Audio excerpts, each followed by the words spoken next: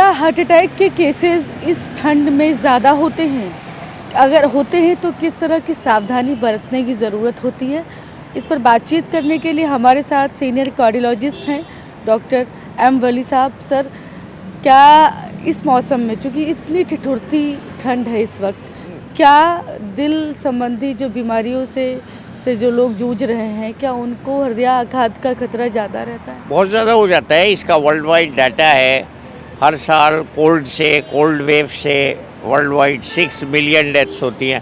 अकेले इंडिया में 6,50,000 मौतें ऑन एन एवरेज डॉक्यूमेंटेड हैं, डाटा में है। लेकिन मैं तो देखता हूँ कि 6 आजकल लाख मौतें का इस मौसम पर ईयर, हाँ, ठंडे मौसम में पर ईयर, तो ये बहुत ज़रूरी है जानना कि क्यों होता है।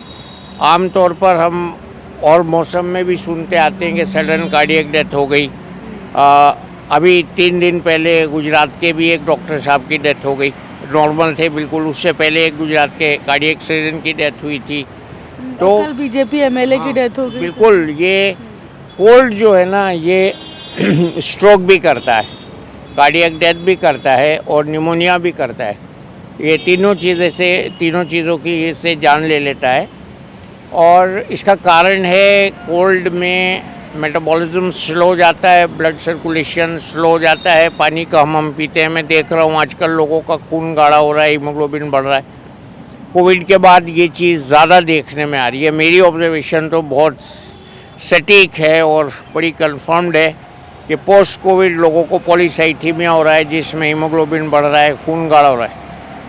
तो असल जो मुद्दा है, आपने जो सवाल पूछा है, कोल्ड से जो ब्लड वेसल्स हैं वो सिकुड़ती हैं। जब ब्लड वेसल सिकुड़ेगी तो खून का दौरान किसी भी अंग में, चाहे वो ब्रेन हो चाहे हार्ट हो, कम होगा।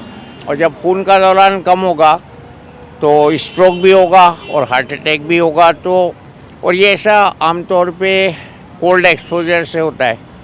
ओल्ड एज में पहले हम देखते थे बहुत होता था, लेकिन अब यंग एज में भी हो रहा है। ओल्ड एज में तो हम लोग एक्सप्लेन करते थे कि भाई रात को उठे, बार बार ओल्ड एज में पेशाब आता है, तो कई बार गर्म लिहाफ से उतर के टॉयलेट में हीटर भी नहीं होता है, एसी भी नहीं होता है, तो वहाँ ठंडे टॉयलेट में ठंडा पानी, ठंडी सीट, तो इसकी वजह से होता है। अर्ली मॉर्निंग में ब्लड की जो कोएगुलेबिलिटी होती है, जो थक्का जमने की प्रवृत्ति होती है ब्लड क्लॉटिंग की, वो बढ़ जाती है।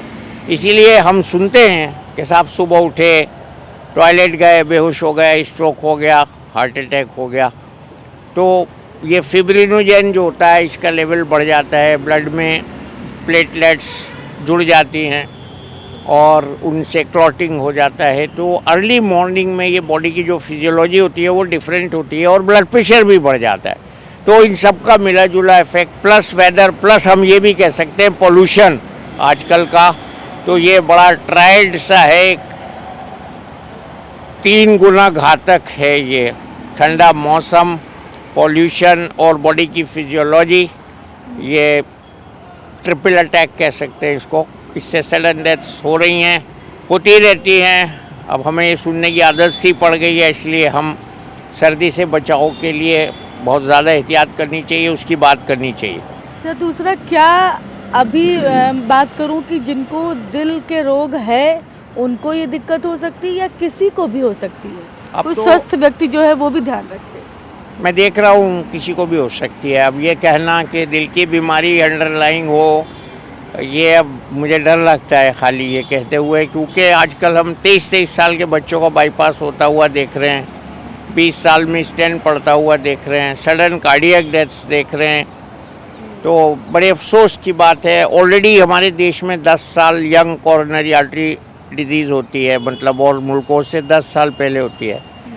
उसको मद्देनज़र रखते हुए मुझे ये कहने में कोई अतिशयोक्ति नहीं है कि किसी भी नॉर्मल व्यक्ति को सडन कार्डियक डेथ हो सकती है, और हो रही है।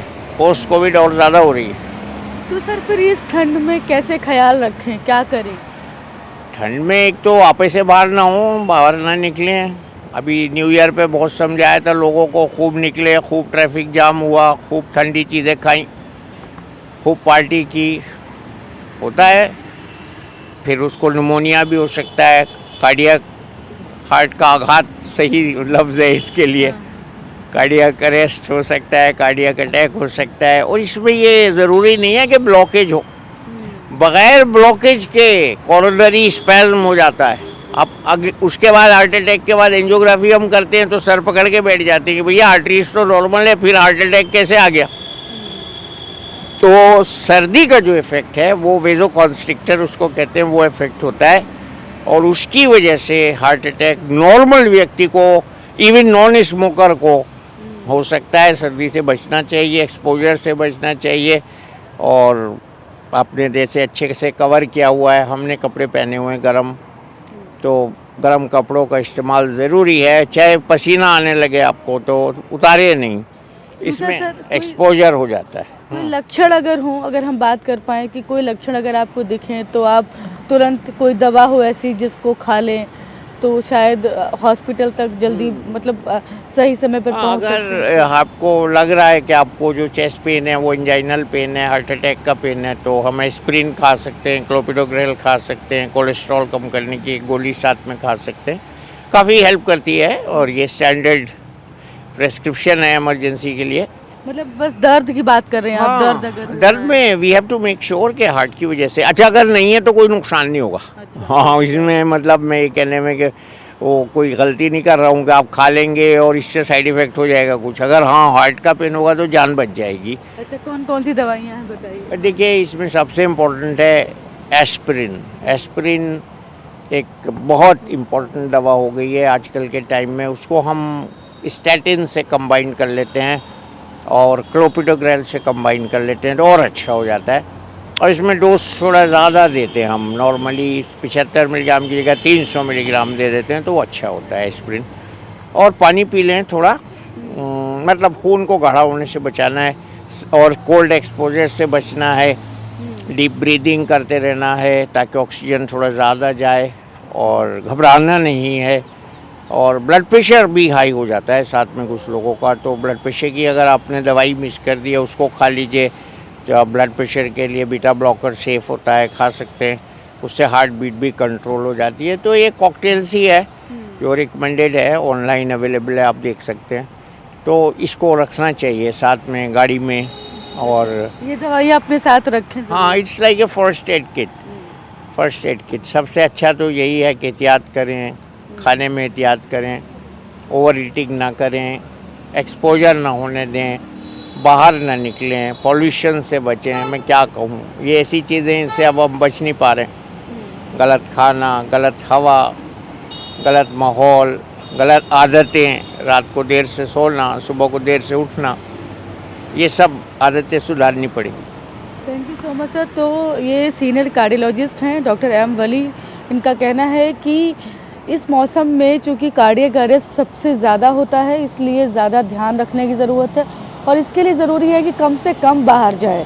अगर जा भी रहे हैं तो बाकायदा गर्म कपड़े ठीक से पहने ताकि सर्दी जो है वो न लगने पाए, क्योंकि कोल्ड जिस तरह की इस वक्त है और जैसा ठंड पड़ रही है उससे इस तरह के खतरे और ज़्यादा बढ़ जाते हैं। कैमरा पर्सन मुनीश बल्ला के साथ मैं शालिनी वाजपेयी, TV9 भारत दिल्ली।